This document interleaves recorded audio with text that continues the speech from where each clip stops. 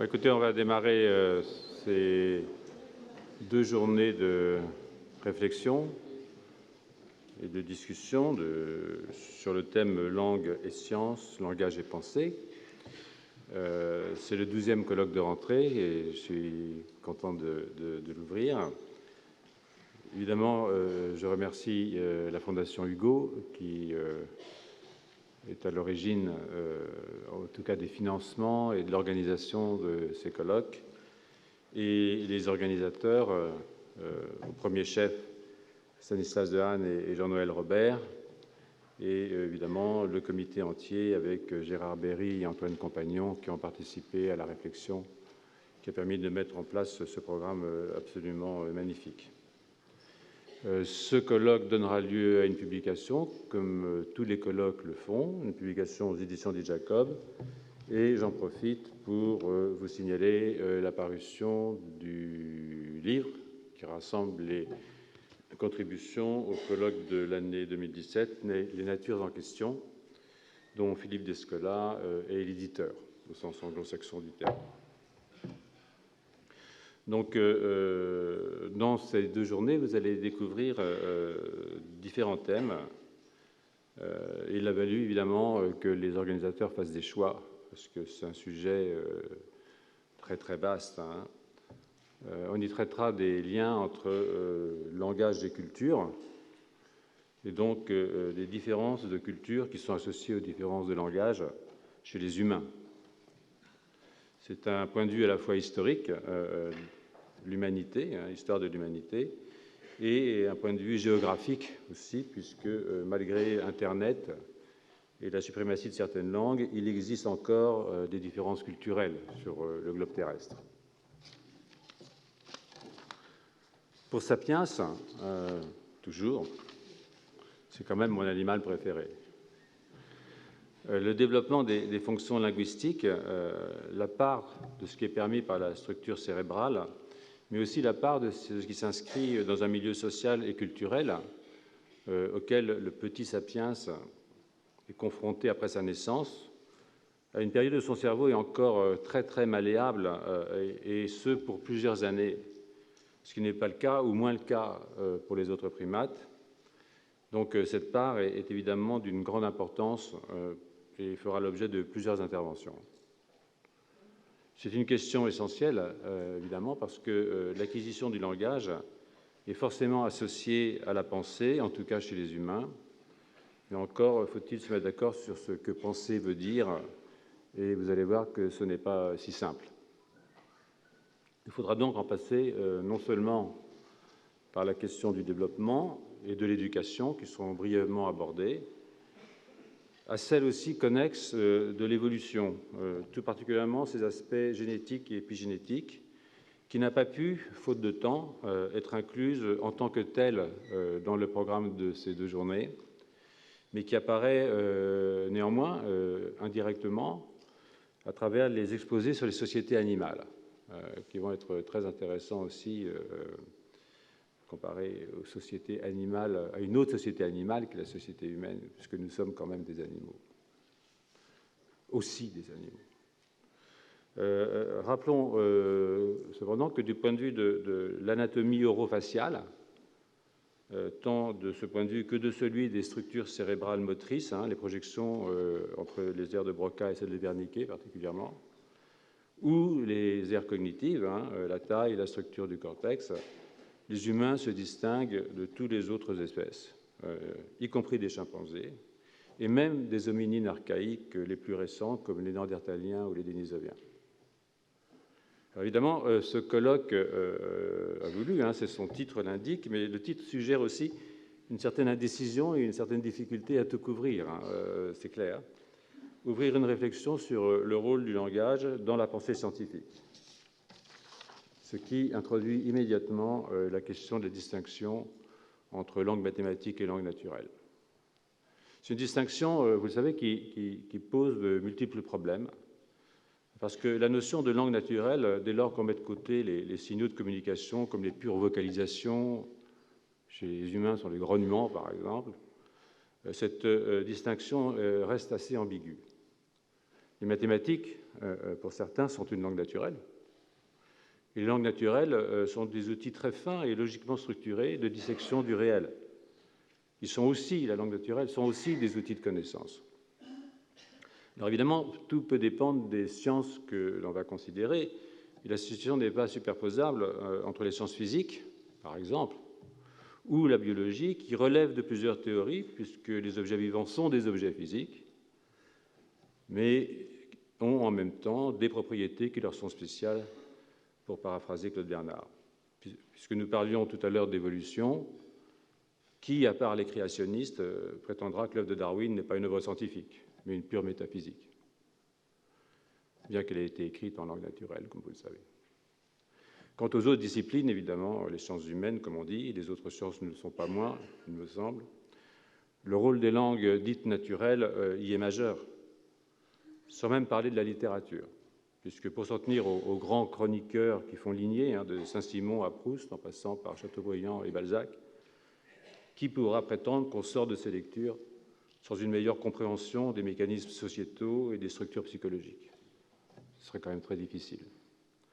Cette difficulté de distinction entre les différentes formes de langage et les utilisations distinctes qui en sont faites sera donc l'objet de plusieurs exposés, sans compter celui dédié au langage informatique, mon cher Gérard.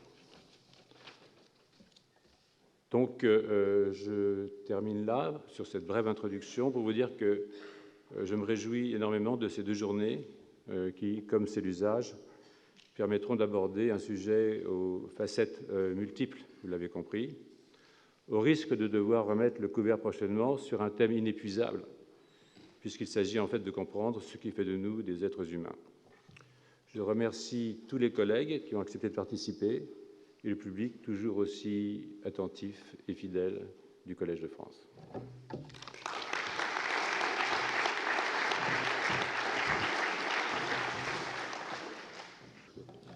Bonjour à tous, donc.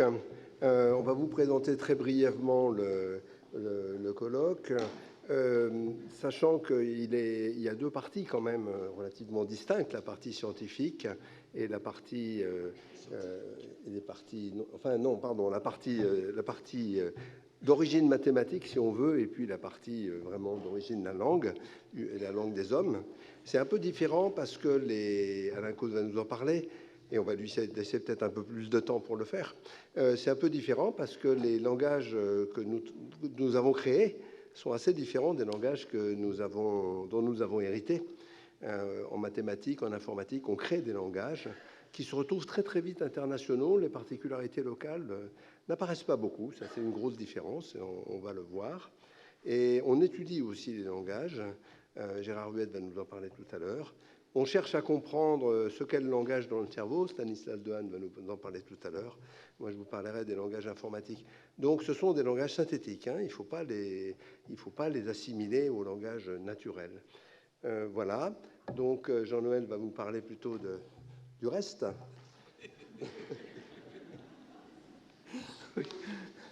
Oui. Bien. Merci beaucoup. Alors, en tant que non-scientifique et primate, je vous laisse simplement... Erreur. Ignorez. Non, c'est tout à fait, comme tout le monde l'aura remarqué, il y a 2 thèmes parfaitement incompatibles dans ce titre, mais justement, nous avons découvert que peu à peu, ils se compatibilisaient, si vous me permettez, et il y a une sorte de chiasme qui se produit. Nous avons très souvent langue et pensée, et langage et science, comme vous l'avez, et les 3, en tout cas, langue, langage et pensée, sont intimement mêlés. Langue et science, il fallait comprendre à l'origine, science au sens le plus large, c'est-à-dire médiéval, où était la philosophie. Et pour reprendre notre conversation d'hier sur RFI, à l'instigation du producteur d'une émission qui s'appelle De Vive Voix, M. Paradou, je voudrais partir de deux exemples qu'il a donnés lui-même et qui donnent l'orientation d'une des parties du colloque. Il a commencé par citer Descartes, « Je pense donc je suis ». que nous... Bon, je ne reviendrai pas là-dessus. Je pense que si vous cherchez vous-même à vous rappeler vos souvenirs d'enfance ou de préadolescence, que compreniez-vous lorsque quelqu'un vous a dit pour la première fois « je pense donc je suis », enfin, sans passer par Astérix, toi tu penses, moi je suis, on ne comprenait pas « je suis quoi », n'est-ce pas? Or, je crois que Descartes l'a dit pour la première fois en langue française, mais ce n'était compréhensible pour un philosophe que si l'on passait par le latin, c'est-à-dire que c'était le sens de sum qui était derrière, et pas du tout le sens français d'être de l'époque, et même le latin scolastique. Cette phrase donc n'était perceptible que dans une tradition préalable. Et ce qui est très intéressant, c'est qu'après, avec l'essor de la philosophie, disons de la pensée occidentale, de l'extension, de l'invasion de la pensée occidentale dans les langues asiatiques, je pense donc je suis est devenu une maxime prépondérante dans les traditions philosophiques chinoises et japonaises, pour prendre les exemples où je suis le moins perdu. Or, toutes les traductions qui ont été faites, et n'importe quel écolier japonais comprendrait la traduction, est parfaitement incompréhensible du point de vue de la langue japonaise. Mais simplement, on sait ce que ça veut dire parce que l'on sait, on a l'explication occidentale qui est derrière. Si vous disiez à un japonais vous prononciez cette phrase devant un japonais du 19e siècle, il ne la comprendrait pas. Et non seulement c'est compris, mais on réfléchit dessus en Chine comme au Japon. C'est-à-dire donc qu'il y a une sorte de passation, de translation dans les deux sens, d'une langue dans une pensée, dans une philosophie qui s'est établie de façon très originale. L'autre exemple donné par M. Paradou hier était le prologue de l'évangile de Jean. Au commencement était le Verbe. Et alors là, vous avez aussi, évidemment, tout le monde connaît ça, vous avez un magnifique exemple de ce que tout le monde connaît ou croit comprendre. Et déjà, je ne vais pas parler devant, comme dit le proverbe japonais, prêcher le dharma devant le Bouddha, mais avec tous les spécialistes qui sont ici, mais déjà la traduction du grec en latin, de logos à verbum, il y a un abîme, n'est-ce pas, dont vous êtes tous conscients, sur lequel je ne reviendrai pas. Mais lorsque cette phrase primordiale a été traduite en chinois puis en japonais, elle a ouvert des perspectives tout à fait différentes. Les Chinois, au XVIIe siècle, enfin, par l'intermédiaire de missionnaires italiens, ont pris pour traduire ce logos verbum le mot Tao, tout simplement, en toute modestie, c'est-à-dire ils ont pris le logos grec, ils l'ont remplacé par la notion fondamentale de la pensée chinoise, qui est le Tao, qui n'a absolument rien à voir avec le logos ni avec verbum. Il y a un lien quand même linguistique, mais sur lequel je ne vais pas revenir ici. Si bien que lorsqu'un lettré chinois lisait dans la Bible, au commencement était le Tao, il ne pouvait pas ne pas être d'accord. Et ça a donc donné un assentiment, à la fois un assentiment et puis une nouvelle vie de ce concept. Et le pompon, si j'ose dire, a été fait avec la traduction japonaise, puisque les Japonais ont traduit verbum, cette fois, par un mot japonais qui signifie la parole, qui est l'un des termes japonais les plus anciennement attestés dans la pensée, ce que je pourrais appeler la pensée littéraire et linguistique du Japon. Or, cette parole est expressément, dans les textes anciens japonais, reliée à la parole divine, mais à la parole des dieux japonais, n'est-ce pas? Et en plus, affublée d'un suffixe honorifique qui l'associe à la divinité, cette parole divine est parfois, donc, qui se disait en japonais ancien Mikoto, est parfois le nom même de la divinité, des divinités japonaises. Tous les noms japonais de divinités sont suffixés avec ce verbe Mikoto, qu'on traduit le plus souvent par Dieu, divinité, mais qui peut aussi s'interpréter comme parole divine. Alors, vous voyez que dans ces quatre cas, n'est-ce pas, logos, verbum, Tao, Mikotoba, Mikotoba, je simplifie un peu pour les besoins de la cause, mais, eh bien, vous avez, si on faisait une machine translation, je pense qu'il n'y aurait aucun problème. Au commencement était le verbe, on traduirait tout de suite énergie, logos, etc. Mais donc on croirait qu'il y a une unité d'énoncé, donc de pensée, mais verticalement, chacune de ces quatre traductions ouvre sur un domaine traditionnelle, je dirais, de culture spécifique qui permet des combinaisons, si j'ose dire, de pensée absolument extraordinaires. Alors voilà quel était à peu près le point de départ de l'un des points de vue de ce colloque. Et l'autre étant évidemment la question des sciences dures et des vraies sciences, et le débat entre les deux, ce que nous allons faire maintenant, comme aussi Alain Prochance l'a bien exprimé. Est-ce que nous allons vers une langue à la fois de pensée et de sciences universelles, qui serait forcément l'anglais, ou est-ce qu'il faut préserver les différentes traditions de langage et de pensée qui puissent déboucher sur des visions originales qui influeront sur la science? Voilà, c'était à peu près quelques-unes des préoccupations qui ont présidé à ce colloque, qui est vraiment en effet extrêmement divers, mais vous allez voir, et peut-être nous en reparlerons lors de la conclusion, que sous cette diversité peut poindre une certaine unité qui est déjà pressentie dans certains éléments de la pensée de l'Extrême-Orient. Je voudrais simplement revenir sur un petit point malheureusement de détail. Gardez précieusement ce programme qui va devenir tout de suite un collecteur, puisqu'il est annoncée la présence de Barbara Cassin cet après-midi, qui malheureusement ne peut pas venir, parce qu'en même temps que nous, a lieu à l'Académie française un événement qui est très important, le discours de réception de notre collègue et ami Michel Zinc, et Barbara Cassin, qui est aussi maintenant académicienne, doit y assister. Et malheureusement, comme elle part demain pour le Maghreb, si je puis me permettre de présenter cette traduction du dictionnaire des intraduisibles,